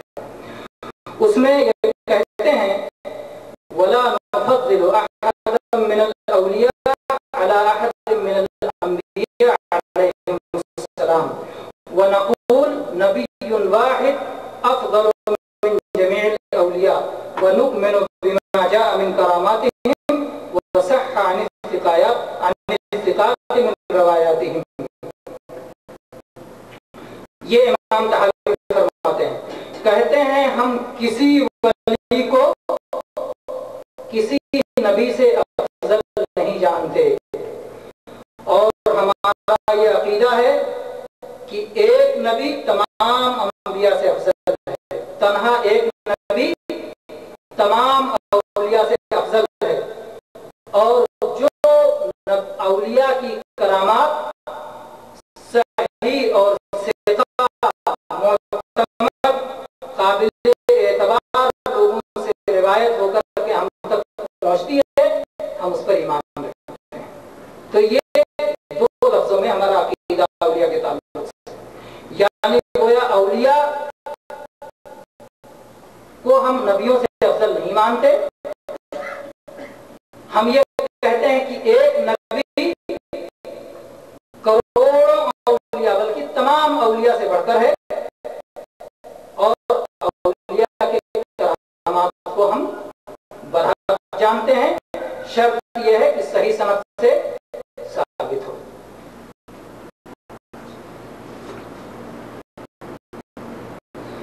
کرامت کے شرائط اور ضوابط کیا ہیں؟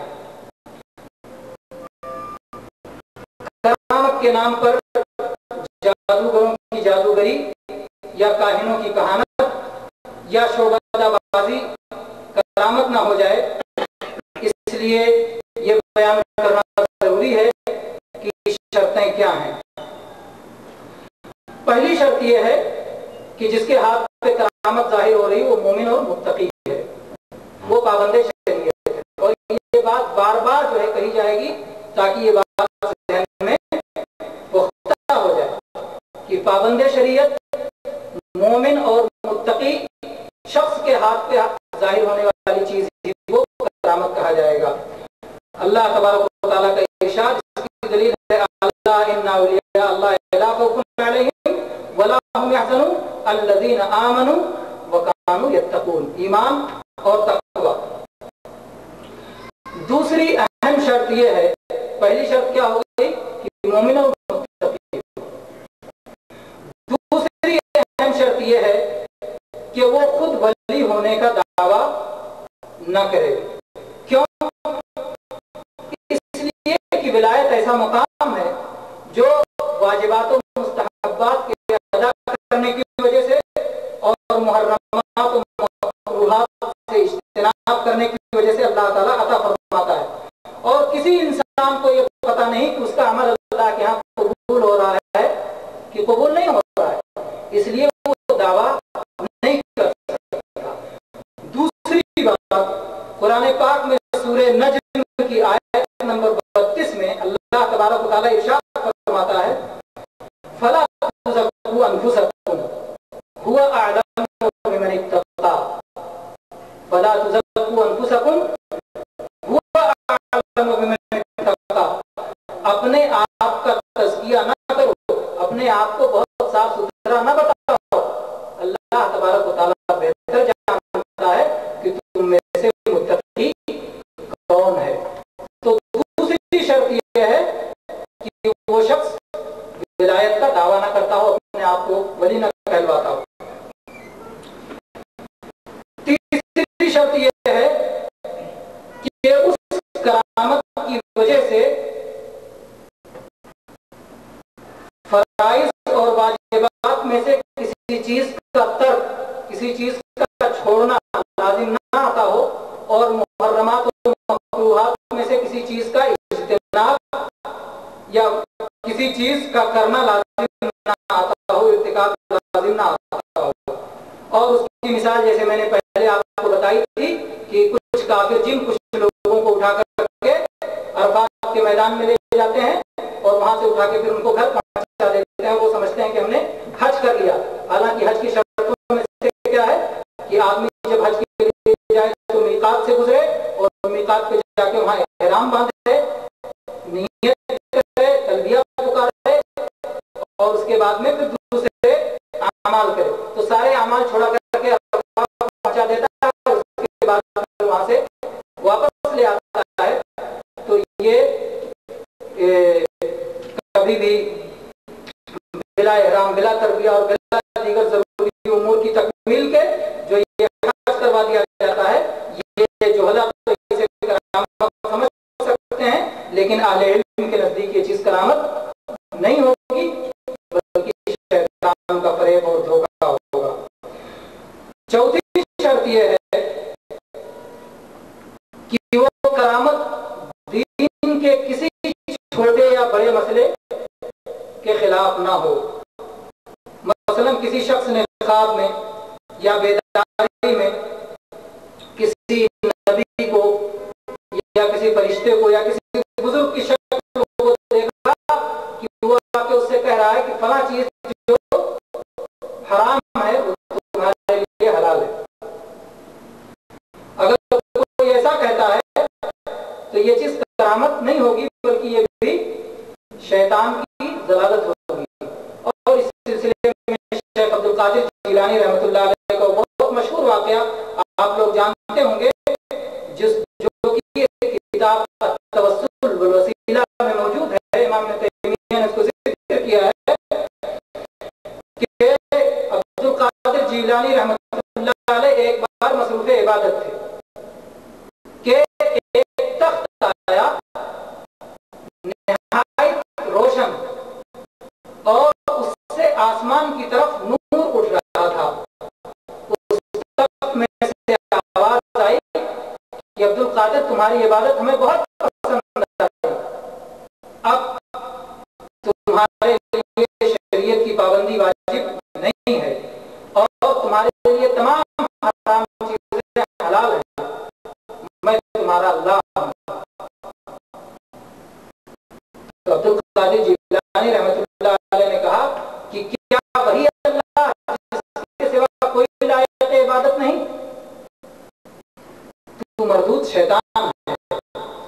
اللہ کے نبی صلی اللہ علیہ وسلم کو جب شریعت کی پابندی سے چھٹی نہیں ملی تو ہم جیسے لوگ کون ہوتے ہیں؟ یہ سننا تھا کہ وہ ساری روشنی ظلمت میں تبدیل ہو گئی اور شیطان وہاں سے رفو چکر ہو گیا. تو میرے بھائی اس طرح سے شیطان کتنے جو ہے جاہلوں کو گمراہ کیا ہوگا کہ جو لوگ نہیں سمجھتے ہیں کہ کرامت کس کو کہتے ہیں.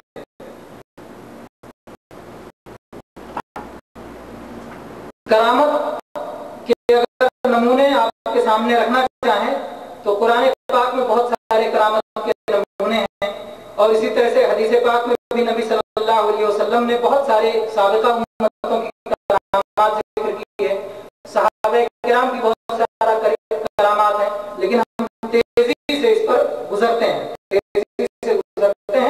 اور ہم اس کی تفصیل نہیں کریں گے. کرامت کے دلائل میں سے سورہ آل عمران کی آیت نمبر 37 میں اللہ تبارک و تعالیٰ نے جو مریم علیہ السلام کا قصہ ذکر کیا ہے کہ جب زکریا علیہ السلام ان کے پاس جاتے تو دیکھتے کہ ان کے پاس بے موسم کا پھل موجود ہوتا تھا. سردیوں میں گرمی کے موسم کا پھل اور گرمیوں میں سردی کا پھل. تو پوچھتے کہاں سے آیا تو کہتی کہ اللہ کے پاس سے آیا. اللہ جسے چاہتا ہے بے حساب دیتا ہے.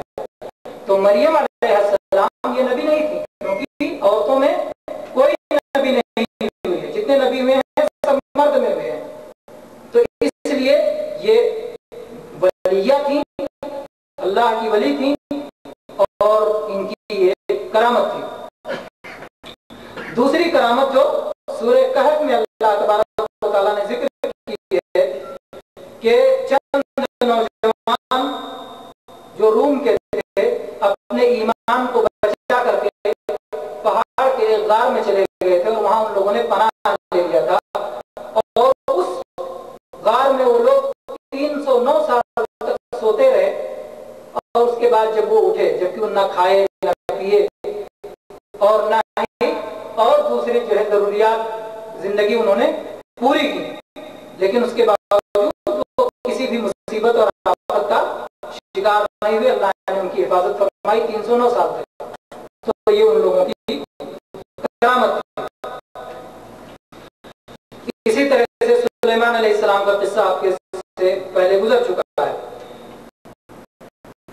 قرآن پاک کے علاوہ احادیث پاک میں سابقہ امتوں کے بہت سارے اولیاء کی کرامات کا ذکر ہے جس میں سے ایک حدیث متفق علیہ ہے جس کو آپ بار بار سن چکے ہوں گے, غار والوں کا قصہ کہ 3 لوگ جا کر کے ایک غار میں چھپ گئے طوفان اور آندھی سے. بارش سے بچنے کے لیے غار میں پناہ لے لیا. ایک بڑی سی چٹان ٹوٹ کر کے غار کے منہ پر گری اور غار کا منہ بند ہو گیا. اب ان کے لیے کوئی راستہ نہیں تھا. تو ایسے ہی موقعوں پر وَمَن يَتَّقِ اللَّهَ يَجْعَلْ لَهُ مَخْرَجًا, جو اللہ کا تقوی اختیار کرتا ہے اللہ سے ڈرتا ہے اللہ اس کے لیے گنجائش پیدا کر دیتا ہے.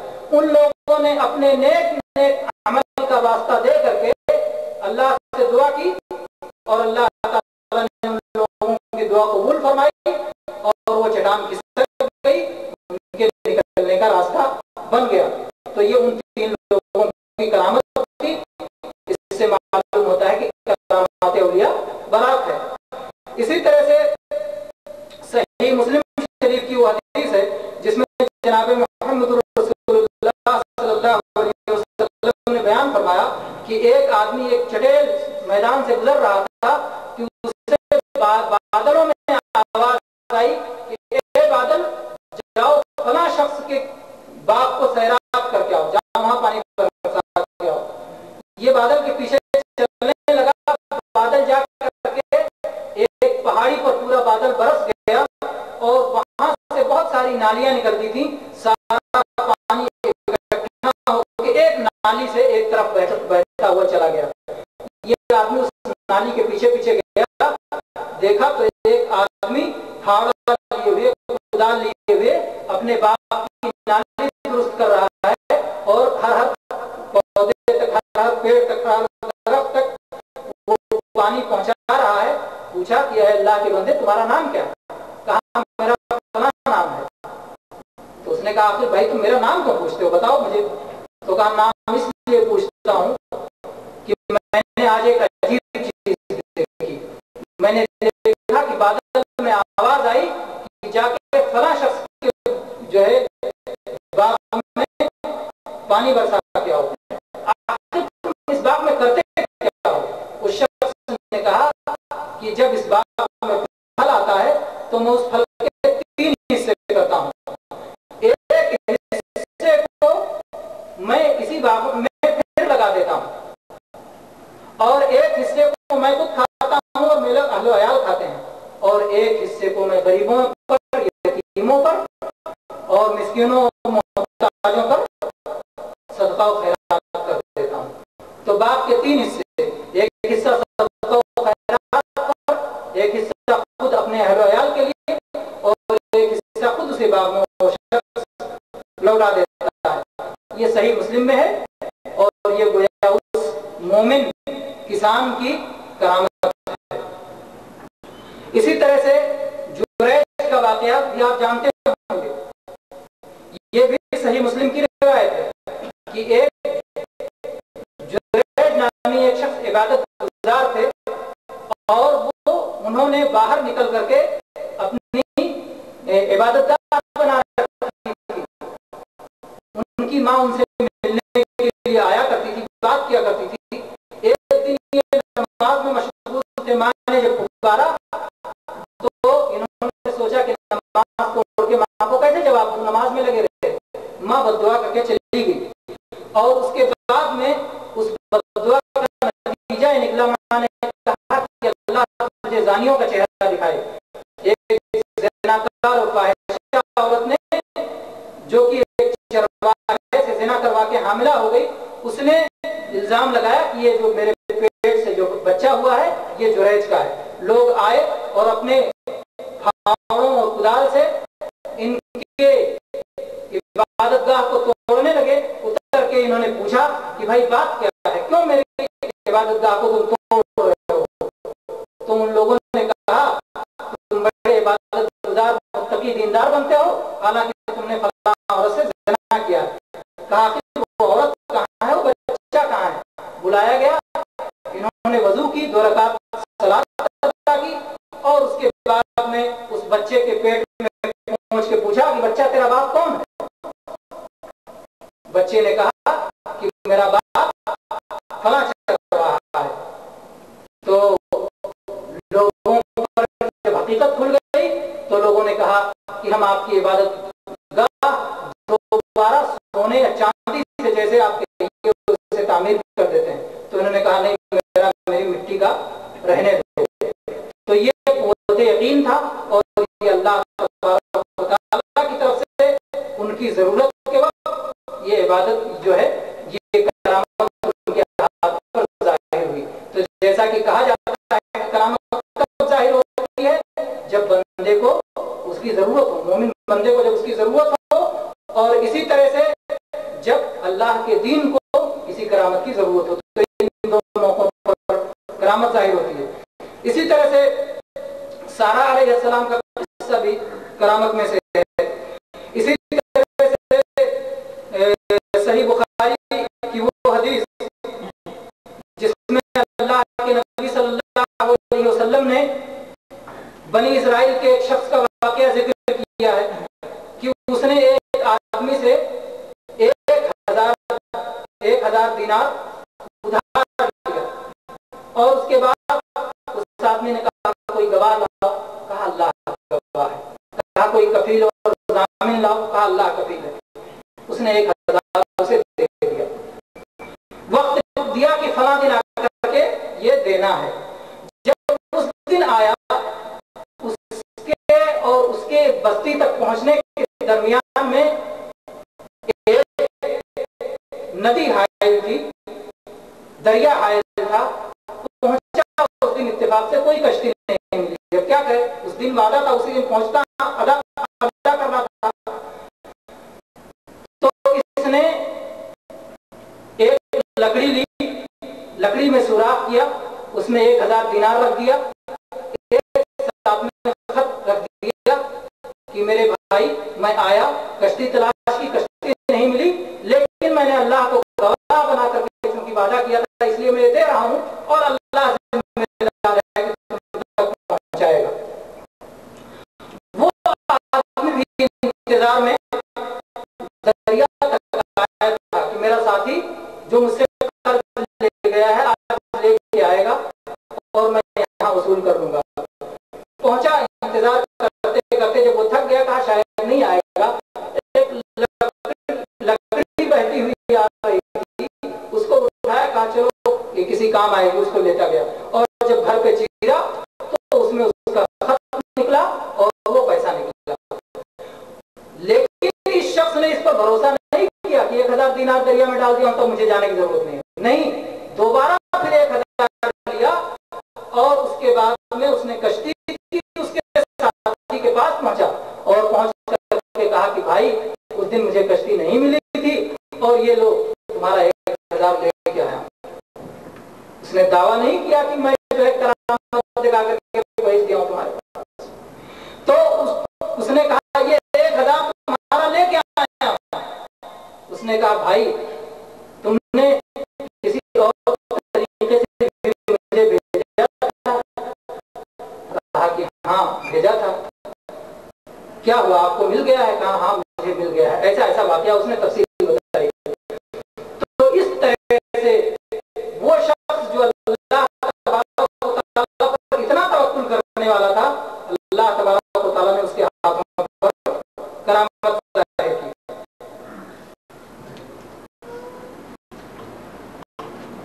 اسی طرح سے صحابہ رضی اللہ عنہم کے بھی بہت سارے کرامات ہیں۔ صحیح بخاری میں انس رضی اللہ عنہ کی روایت ہے، وہ کہتے ہیں کہ 2 شخص نبی صلی اللہ علیہ وسلم کے پاس سے نکلے اندھیری رات میں،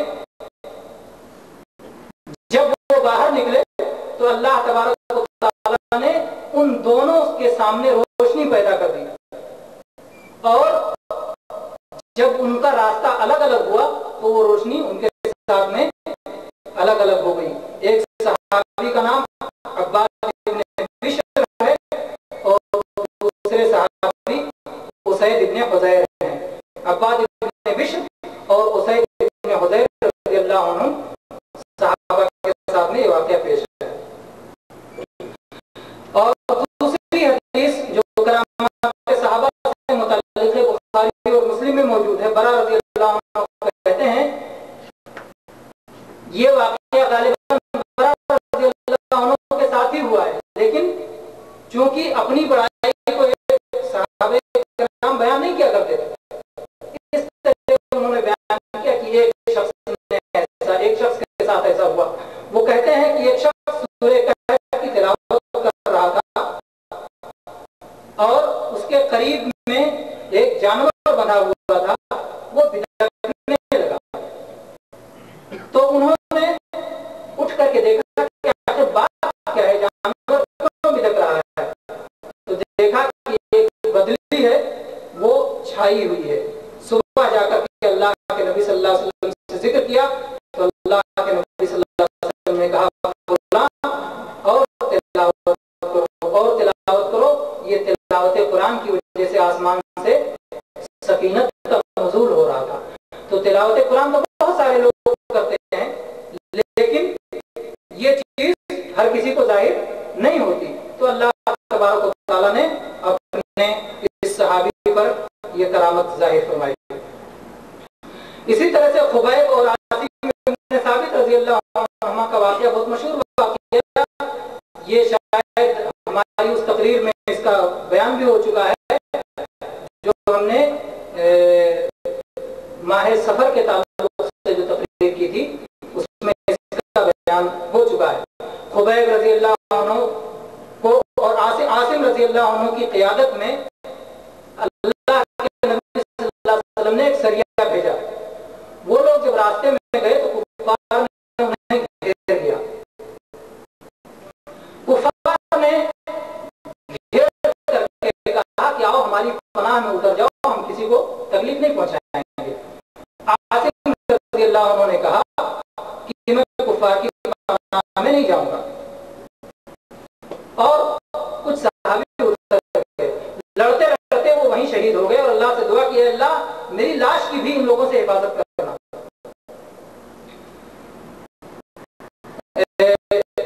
دوسرے صحابی اتر گئے، زید اور خبیب رضی اللہ عنہ، ان لوگ جب وہ اتر گئے ان کی پناہ میں تو ان لوگوں نے ان کو بھی پناہنا شروع کیا، باقی صحابہ کو، تو باقی صحابہ بھی لڑ کر کے شہید ہو گئے، اور 2 صحابی کو ان لوگوں نے گرفتار کر لیا۔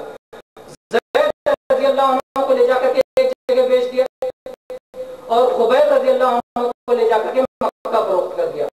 خبیب رضی اللہ عنہ کو جس گھر میں قید کیا گیا تھا، اس گھر کی عورت بیان کرتی ہیں کہ ان کے قید میں انگور اور دوسرے بہت سارے پھل آیا کرتے تھے جو کہ اس وقت مکہ میں نہیں پائے جاتے تھے۔ ظاہر ہے یہ اللہ تعالیٰ کی طرف سے ان کی کرامت تھی، اور اسی طرح سے عاصم بن ثابت رضی اللہ عنہ کی کرامت میں سے یہ ہے کہ جب مکہ والوں کو یہ پتا چلا کہ عاصم کو تو شہید کر کے وہیں چھوڑ آئے ہیں، تو ان لوگوں نے کہا کہ ان کی لاش تو حاصل کر لی جائے، کیونکہ بدر میں انہوں نے بہت سارے کفار کو قتل کیا تھا، تو کہا اس طرح سے اپنے دل کے غصے کو بجھایا جائے گا، ان کی لاش کی بے حرمتی کی جائے گی۔ جب وہاں پر ان کی لاش لینے گئے تو اللہ تبارک و تعالیٰ نے بھیڑوں کی ٹیم بھیج دی تھی، بہت سارے بھیڑ چھا گئے لاش پر، اور وہ لوگ لاش اٹھا نہیں سکے۔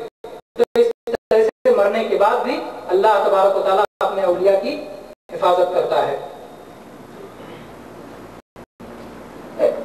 طفیل بن عمرو الدوسی رضی اللہ عنہ جو ایک صحابی ہیں، ان کی بھی کرامت سیرت کی کتابوں میں موجود ہے۔ چنانچہ زاد المعاد میں حافظ ابن قیم رحمہ اللہ نے ان کا پورا واقعہ ذکر کیا ہے، اور اس کے بعد میں آخر میں ان کے واقعے کے فوائد میں سے لکھا ہے کہ کرامات اولیاء برحق ہے۔ یہ آئے طفیل ابن عمرو الدوسی رضی اللہ عنہ جب مکہ پہنچے تو مکہ والوں نے کہا کہ ہمارے یہاں ایک محمد نامی شخص ظاہر ہوا ہے، اسے ذرا بچ کے رہنا۔ وہ باپ بیٹے میں اور شوہر بیوی میں جدائی ڈال دیتا ہے۔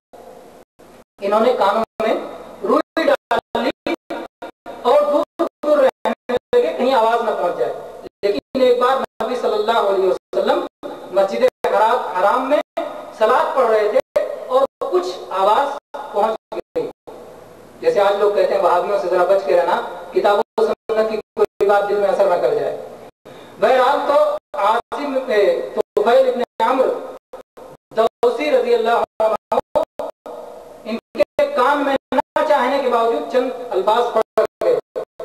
انہوں نے کہا یار میں عقل و ہوش والا آدمی ہوں، اللہ نے مجھے عقل دی ہے، اور میں شاعر بھی ہوں، تو کیوں نہ ایسا کروں میں خود سنوں؟ میں کتنا بیوقوف ہوں کہ دوسروں کے کہنے سے میں آ گیا اور میں نے کان میں روئی ڈال دی۔ چنانچہ انہوں نے روئی نکال دی اور رسول اللہ صلی اللہ علیہ وسلم کے پاس پہنچے، اور آپ نے کہا کہ آپ کیا تعلیم دیتے ہیں، وہ تعلیم آپ مجھ پر پیش کیجیے۔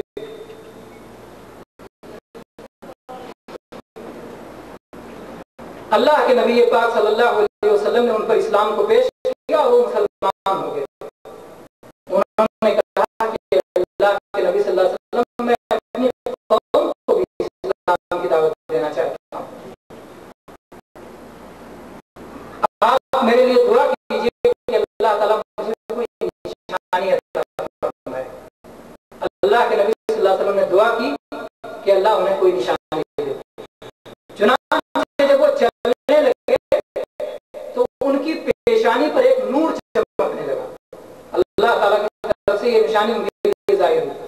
انہوں نے سوچا کہ کہیں ایسا نہ ہو کہ پیشانی پہ جو یہ نور چمک رہا ہے کفار کہیں کہ ایک عیب ہو گیا ہے چہرے پر، اور چونکہ تو نے ہمارے بتوں سے انحراف کیا ہے اس لیے تجھے یہ عیب ہو گیا ہے۔ انہوں نے اللہ سے دعا کی کہ اے اللہ اس کو ہٹا کر کے کسی اور جگہ کر دے، تو چنانچہ وہ نور وہاں سے ہٹ کر کے ان کی لاٹھی کے سرے پہ ہو گیا، اور جب یہ پہنچے اپنے گھر پہنچے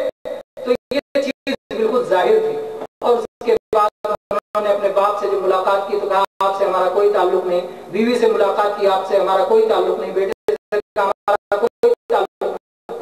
کہا کیوں، بات کیا؟ کہا کہ میں نے محمد صلی اللہ علیہ وسلم کا دین قبول کر لیا۔ کہا لوگوں نے کہا جو آپ کا دین وہی ہمارا۔ تو چنانچہ پورا قبیلہ دوس کا مسلمان ہو گیا۔ آپ کا قبیلہ دوس کسی علاقے میں رہا کرتا تھا جس میں آپ لوگ آسا میں۔ تو یہاں پر آپ دیکھیے کہ اللہ تبارک و تعالیٰ نے ان کے ہاتھ پر جو کرامت ظاہر کی وہ کس لیے؟ کیونکہ دین کو اس کی ضرورت تھی۔ تو بندے کو ضرورت ہو یا اللہ کے دین کو ضرورت ہو، اس وقت اللہ تبارک و تعالیٰ حق کو غالب کرنے کے لیے کرامت ظاہر کرتا ہے، اور رسول کا اتباع اس کا سبب ہے اور اس کا نتیجہ ہے حق کی فتح۔ اور اس کے برخلاف جو شیطانی کرامتیں ہوتی ہیں اس کا نتیجہ رسول کی مخالفت اور جو ہے حق بلکہ باطل کی فتح اس کا نتیجہ ہوتا ہے۔ اسی طرح سے تابعین کی کرامات میں اویس قرنی رحمۃ اللہ علیہ بہت مشہور تابعی ہیں۔ صحیح مسلم میں ان کی کرامات کا ذکر کیا گیا ہے کہ وہ اپنی والدہ کے ساتھ بڑے ہی جو ہے نیک سلوک کرنے والے تھے، والدہ کے بڑے خدمت گزار تھے، اور ان کے بدن پہ سفید داغ تھا۔ انہوں نے اللہ سے دعا کی تو اللہ تعالیٰ نے ان کے سارے داغ کو ختم کر دیا، صرف معمولی سی نشانی اس کی باقی رہ گئی تھی۔ تو ان کے بارے میں اللہ کے نبی صلی اللہ علیہ وسلم نے عمر رضی اللہ عنہ سے فرمایا تھا کہ اگر وہ ملیں گے تو ان سے کہنا ہمارے لیے اللہ سے استغفار کرو۔ تو اس طرح سے تابعین کی یہ کرامت بھی صحیح احادیث سے ثابت ہے۔ معتزلہ ایک گمراہ فرقہ ہے، وہ لوگ کرامت کا انکار کرتے ہیں۔ یہ سارے جو ہے کرامات کے نمونے آپ کے سامنے رکھے گئے تاکہ آپ یہ جان جائیں کہ کرامت بالکل برحق ہے، اور اہل سنت والجماعت، سلفی، اہل الحدیث، اہل الاثر، یہ سارے لوگ کرامت کو مانتے ہیں کیونکہ وہ کتاب و سنت کے متبع ہیں۔ البتہ جو کتاب و سنت سے منحرف ہیں وہ کرامت کی تردید کرتے ہیں، جیسے معتزلہ، اور یہ کیا کہتے ہیں کہ اگر کرامت کو برحق مان لیا جائے تو نبی کے ہاتھ میں بھی خلاف عادت چیز ظاہر ہوتی ہے، ولی کے ہاتھ میں بھی ظاہر ہوتی ہے، تو پھر کیسے پتہ چلے گا کہ نبی کون ہے ولی کون ہے؟ تو یہ تو جواب اس کا واضح ہے کہ نبی اپنے نبی ہونے کا دعویٰ کرتا ہے، جبکہ ولی اپنے نبی ہونے کا دعویٰ نہیں کرتا۔ اگر وہ نبی ہونے کا دعویٰ کرے تو ولی رہ جائے گا، تو وہ جھوٹا کذاب اور دجال ہو جائے گا، تو وہ ولی نہیں رہ جائے گا۔ اب بعض لوگوں نے بہت ہی زیادہ افراط سے اور غلو سے کام لیا ہے کرامت کے تعلق سے۔ اس غلو میں جو ہے چند چیزیں، چند نمونے آپ کے سامنے ہم رکھتے ہیں۔ وہ کرامت کے نمونے ہم نہیں دکھائیں گے آپ کو، ہم فقہ میں، مسائل میں، کورٹ کے فیصلے میں جو لوگوں نے غلو کیا ہے کرامت کو دیا ہے وہ ہم آپ کو بتائیں گے۔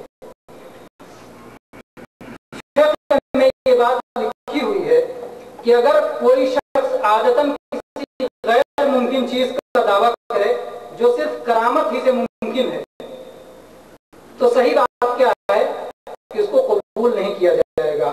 اور یہی چیز جو ہے، جو فقہی موسوعہ ہے، موسوعۃ الفقہیہ، جو تمام جو ہے اہل سنت کے مذاہب کی فقہ کو اس میں جمع کیا ہے، اور اسی طرح سے فقہ شافعی کی کتاب مغنی المحتاج میں بھی یہ بات بیان ہے کہ اگر کوئی شخص ایسی بات کہے جو صرف کرامت ہی سے ممکن ہے تو اس کی بات لغو ہوگی، اس کی بات تسلیم نہیں کی جائے گی۔ صحیح بات یہی ہے۔ جیسے مثلا دو شخص یہاں بیٹھ کر کے दावा करें बिना किसी जरिए के।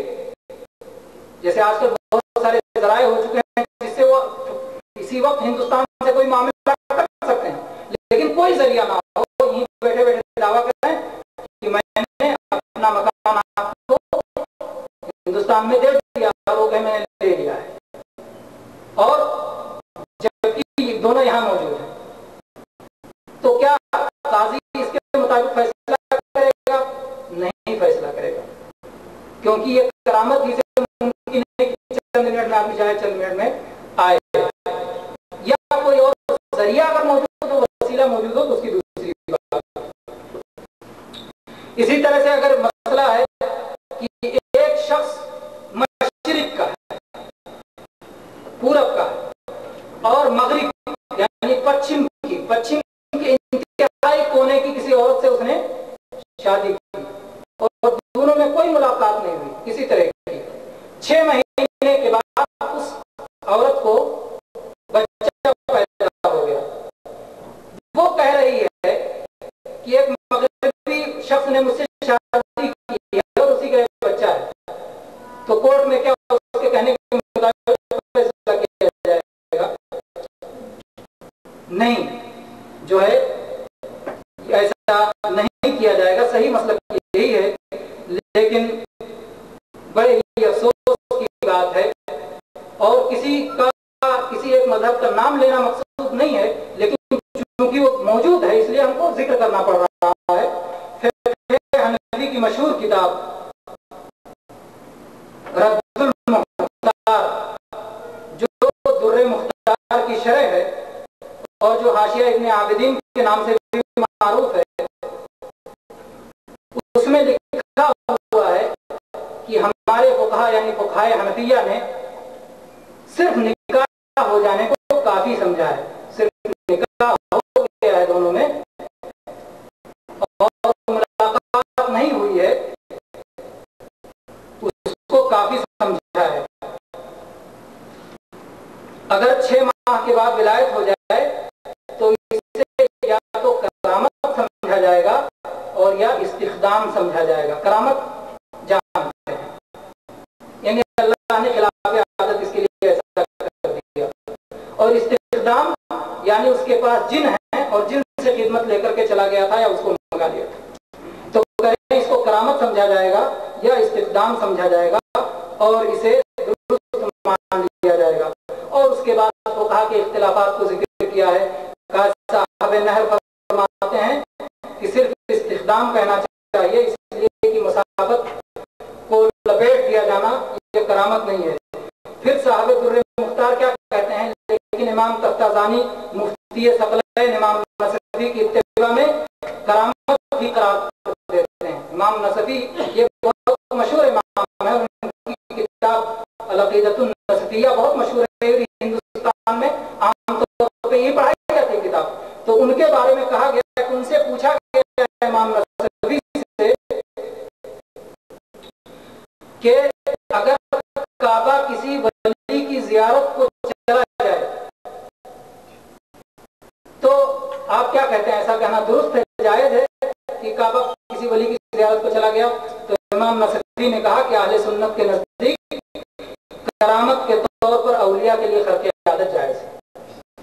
और उसके बाद क्या कहते हैं, तातार खानिया में फतावा ताबिया से नकल करके लिखा है कि अगर काबा अपनी जगह से उठ करके असहाबे करामत की जियारत को चला जाए तो काबा की जमीन की तरफ मुंह करके सलात जायज होगी। फिर क्या किया है, ये सब कौन लिख रहे हैं? हाशिया इब्ने आबिदीन में साहिब रद्दुल मुख्तार लिख रहे हैं। उस पर नोट लगाते हुए कहते हैं कि ये मसला सरीह तौर पर करामात औलिया की दलील है, यानी काबा करके उनकी ज़ियारत को चला गया, ये मसला करामात औलिया पर सरीह तौर पर दलील है, और इससे उन लोगों की तरदीद हो जाती है जो हमारे इमाम अबू हनीफा पर इल्जाम लगाते हैं कि वो करामत को नहीं मानते।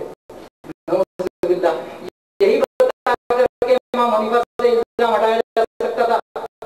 तो कह रहे हैं कि जो लोग इमाम हनीफा पर इल्जाम लगाते हैं कि کرامت نہیں مانتے تو ان کا الزام غلط ہے، اور ہمارے امام کرامت مانتے ہیں، اور کعبہ کر کے کسی ولی کی زیارت کو چلا جائے تو کعبہ کی زمین کی طرف منہ کر کے نماز پڑھیں گے. کہتے ہیں آگے جو ہے مزید تفصیل ثبوت نسب کے بیان میں آئے گی.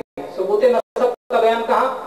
یہی واقعہ کہ اگر کسی مشرقی مرد نے مغربی عورت سے شادی کی اور 6 مہینے کے بعد ولادت ہو گئی تو نسب ثابت ہو جائے گا، اس لیے کہ کرامتاً ایسا ممکن ہے. تو یہ جو ہے ہمارے فقہ حنفی میں یہ چیز لکھی ہوئی ہے. اسی طرح سے فقہ حنفی میں ایک مسئلہ میں اور بتا دوں جو رد المختار ہی میں ہے. اس میں لکھتے ہیں، اس کی اصل کتاب در مختار میں ہے، تزوج بشہادت اللہ ورسولہ لم یجوز بل قیل یکفر واللہ اعلم. اگر کسی نے شادی کی اور شادی کے لیے 2 گواہ چاہیے تو اس نے کہا اللہ کو گواہ بناتا ہوں اور رسول کو گواہ بناتا ہوں، 2 گواہ بنا لیا. تو کچھ لوگ کہتے ہیں کہ ناجائز ہے اور کچھ لوگ کہتے ہیں وہ کافر ہو جائے گا. کیوں کافر ہو جائے گا؟ اس لیے کہ اس کا عقیدہ یہ ہو گیا کہ رسول اللہ صلی اللہ علیہ وسلم یہ شادی دیکھ رہے ہیں تبھی تو گواہ بنا رہے ہیں، تو رسول اللہ صلی اللہ علیہ وسلم کو عالم الغیب سمجھا، اس لیے کافر ہو جائے گا. پھر یہ کیا کہتے ہیں حضرت صاحب جو ہے حاشیہ رد المختار والے، کہتے ہیں میں کہتا ہوں میں کہتا ہوں کہ کتب عقائد میں کرامات اولیاء میں یہ بات ذکر کی گئی ہے کہ غیب پر اولیاء مطلع ہوتے ہیں. تو جب اولیاء غیب پہ مطلع ہوتے ہیں تو انبیاء بھی غیب پہ مطلع ہوتے ہیں. تو کہا کہ اولیاء غیب جانتے ہیں اور انبیاء غیب جانتے ہیں، اور جو قرآن کی آیت میں جو کہا گیا ہے کہ اللہ تبارک و تعالیٰ کسی کو غیب نہیں دیتا، اس کا جواب کہتے ہیں کہ اس کا جواب فلاں ہے، اور ہم نے اپنی کتاب سلو الحسام الہندی لنصرت سیدنا خالد نقشبندی میں اس کا جواب دے دیا ہے، جو چاہے اس سے دیکھ لے. تو گویا یہ بھی کہنا چاہتے ہیں کہ نبی غیب جانتے ہیں اور رسول اور اولیاء غیب جانتے ہیں، حالانکہ یہ بات صریح قرآن و حدیث کے خلاف ہے. اللہ کے سوا کوئی غیب نہیں جانتا. اس سلسلے میں ہماری کیسٹ ہے جس میں بہت تفصیل سے بیان ہوا، لا یعلم الغیب احد الا اللہ، اللہ کے سوا کوئی غیب نہیں جانتا. یہاں اس کو بتانے کی ضرورت نہیں ہے. کرامت کو جب لوگوں نے اس میں غلو کرنا شروع کیا تو کرامت کہاں تک کرامت کی چیز پہنچی. دیکھیے فقہ حنفی کا نمونہ آپ کے سامنے، اب فقہ شافعی کا نمونہ دیکھیے. فقہ شافعی میں ایک عالم شیخ زکریا انصاری مشہور ہیں، انہوں نے لکھا ہے شرح البہجہ اپنی کتاب میں کہ اگر کوئی شخص اپنا جنازہ خود سے پڑھا لے تو کافی ہو جائے گا، الگ سے اس کا جنازہ پڑھنے کی ضرورت نہیں ہوگی. پھر آگے لکھتے ہیں کسی فقیہ سے نقل کرتے ہوئے ایک بات اور لکھتے ہیں کہ ایک فقیہ کہتے ہیں اگر کسی میت کو دوسرے میت نے بطور کرامت غسل دے دی تو یہ کافی نہ ہوگا، یعنی خود جنازہ پڑھا لے تو کافی ہے، لیکن دوسرا میت اگر غسل دے جائے تو یہ کافی نہیں ہے. پھر لکھا ہے کہ فلیحرر، یعنی اس مسئلے کی اور تحقیق کی ضرورت ہے. تو یہ کرامت کے مسئلے، کرامت کے تعلق سے بھی بہت ساری باتیں ہیں، فراست ہے، الہام ہے، خواب ہے، لیکن چونکہ وقت بہت زیادہ ہو گیا ہے اس لیے اتنی باتوں پر ہم اتفاق کرتے ہیں. اللہ تبارک و تعالی ہم سب کو کتاب و سنت کی اتباع کی توفیق عطا فرمائے، حق کو حق سمجھنے کی توفیق عطا فرمائے، اس پر عمل کی توفیق دے، اور جب ہم اللہ کے سامنے حاضر ہوں تو وہاں سے روئی نصیب ہو. آمین. وآخر دعوانا الحمدللہ رب العالمین وصلی اللہ علیہ وسلم.